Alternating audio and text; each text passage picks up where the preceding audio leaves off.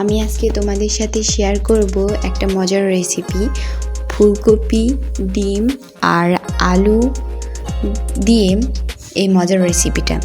তো আমি প্রথমে 2টা ফুলকপি এভাবে ছোট ছোট টুকরা করে কেটে নিয়েছি। এই ছোট ছোট করে টুকরা করে নেওয়ার পরে আমি এভাবে হালকা তেল দিয়ে কড়াইয়ের ওপরে এভাবে ভেজে নিচ্ছি, হালকা করে 5 মিনিটের মতো ভেজে নেব। তো এই ভাজা হতে হতে আমি পাশের চুলায় ডিম আর আলু দিচ্ছি। এটা যেন সিদ্ধ হতে হতে আমাদের ফুলকপিটা ভাজা হয়ে যায়। তো আমার ফুলকপিটা প্রায় ভাজা শেষের পথে। এই যে আমার ফুলকপিটা প্রায় হয়ে গেছে, 5 মিনিটের মতো এটাকে আমরা ভেজেছি। তো আমাদের ভাজা শেষ, চলো এটাকে আমরা নামিয়ে নেব। এবার এটা আমরা নামিয়ে নিচ্ছি।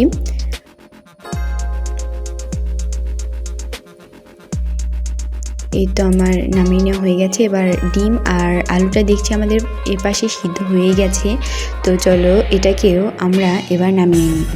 তো এবার নামিয়ে নিলাম ডিম আর আলুটা।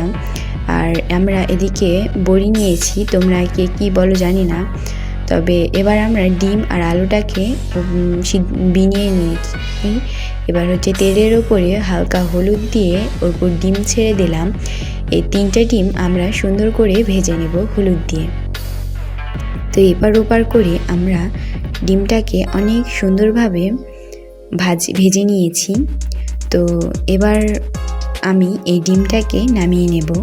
তো চলো এই ডিমগুলোকে নামিয়ে নেওয়া যাক। তো একটা একটা করে আমি সব ডিমগুলোকে নামিয়ে নিয়েছি। এবার এই বড়িগুলোকে আমি তেলের উপর দিয়ে ভেজে নিয়েছি, সুন্দর করে ভেজে নিচ্ছি। এপার ওপার করে আমরা ভেজে নিয়েছি। এবার নামিয়ে নিয়েছি আমি। এরপরে আমি আলুটাকে সুন্দর করে তেলের উপরে হালকা করে ভেজে নেব, বেশি না, 1 মিনিটের মতো নেড়ে নিচ্ছি আমরা আলুটাকে। এরপরে অন্য কড়ায় তেলের মধ্যে মরিচ, পেঁয়াজ আমরা দিয়ে নেব। তেল শর্ট পড়েছিল, তার জন্য আমরা তেলটা দিয়ে নিয়েছি। তো আলু দিয়ে নিয়েছি এর মধ্যে, যেটা আমার স্কিপ হয়ে গেছে। তারপর মরিচ গুঁড়া দিয়ে নিলাম। তারপর এবার সুন্দর করে মিশ্রণ করে নিচ্ছি। এর মধ্যে লবণ দিয়ে নিয়েছি। তারপর ভেজে রাখা ফুলকপিগুলো এর মধ্যে অ্যাড করে দিয়েছি। তারপর সাদা ফল গুঁড়া করে রাখা, তারপরে হালকা জিরা গুঁড়ো করা কাঁচা জিরা দিয়ে দিয়েছি। এবার আমরা সুন্দর করে মিশ্রণ করে যখন ভাজা ভাজা হয়ে এসেছে, তখন আমরা এর মধ্যে পানি অ্যাড করে দিলাম। এই পানিটা অ্যাড করে দিয়েছি আমরা।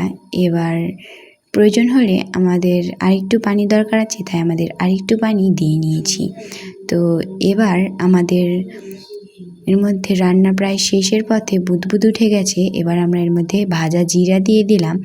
এবার আরেকটু বলক উঠলেই আমাদের এই রান্নাটা হয়ে যাবে। তো আমরা